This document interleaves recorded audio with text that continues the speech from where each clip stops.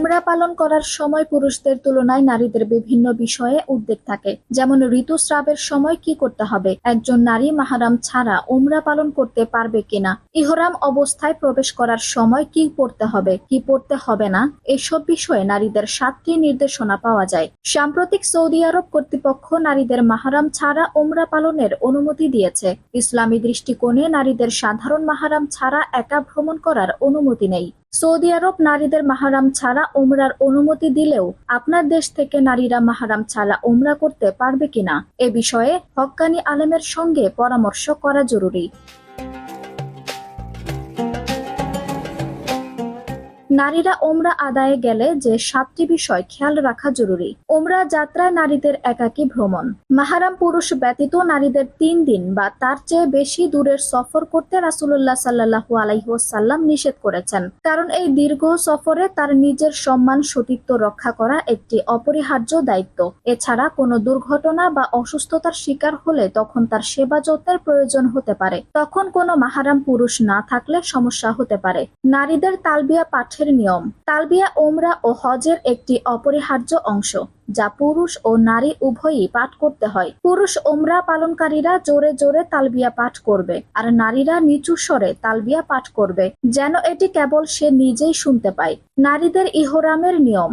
উমরার জন্য পুরুষদের অবশ্যই ইহরামের পোশাক পরতে হবে। এগুলো হলো সাদা 2টি কাপড়, আর নারীরা তাদের পুরো দেহ যেন ঢেকে রাখে এমন যে কোনো শালীন পোশাক পরতে পারেন। নারীদের পোশাক পর্দাশীল ও বিনয়ী হওয়া উচিত। উপরন্তু নারীদের ইহরাম অবস্থায় পারফিউম, সুগন্ধি, গয়না এবং মেকআপ এড়িয়ে চলতে হবে।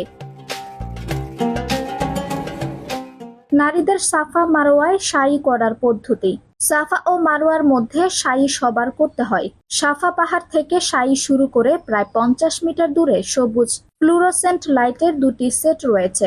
সবুজ চিহ্নের জায়গাটি দৌড়ে পার হতে হয়। এই সবুজ চিহ্নের জায়গায় পুরুষদের জন্য মাঝারি গতিতে দৌড়ানো সুন্নত, যেখানে নারীরা দৌড়াবে না। তাদের স্বাভাবিক গতিতে চলতে হবে। তাওয়াফের সময় নারীদের রমলের নিয়ম। তাওয়াফের সময় যখন কাবা শরীফ 7 বার চক্কর দিতে হয়, তখন প্রথম দিন চক্করে রমল তথা কাঁধ দুলিয়ে দৌড়িয়ে বা দ্রুত চলতে হয়, তাকেই রমল বলে। নারীরা তাওয়াফের প্রথম দিন চক্করে রমল করতে হয় না, তারা সবগুলো চক্করে সাধারণ গতিতেই চলবে। হজ ও উমরায় ঋতুমতী নারীদের করণীয়। হজের মূল আনুষ্ঠানিকতা 5 দিন, আর উমরা যে কোনো সময়ই করা যায়। তাই হজে না সম্ভব হলেও নারীদের উচিত উমরা করতে উমরার সময় ঋতুস্রাব এড়াতে আগে থেকেই পরিকল্পনা করা, কারণ উমরার বিধিবিধান পালনের জন্য ঋতুমতী থেকে মুক্ত থাকা জরুরি। যদি ঋতুস্রাব হয়, মনে রাখবেন যে হযরত আয়েশা রাদিয়াল্লাহু আনহা এরও একই অভিজ্ঞতা হয়েছিল। নবী সাল্লাল্লাহু আলাইহি ওয়াসাল্লাম বলেছেন, আল্লাহর পক্ষ থেকে আদম কন্যাদের জন্য এটি নির্ধারিত। তাওয়াফ ব্যতীত নারীরা হজের সময় বিধিবিধান পালন করবে। চুল কাটা ও ছোট করা। পুরুষ উমরা পালনকারীরা উমরাহর সব বিধিবিধান পালন করার পর তাদের মাথা ন্যাড়া করতে হবে, আর নারীরা তাদের চুল ½ ইঞ্চি পরিমাণ তাদের চুল কেটে নিতে হবে।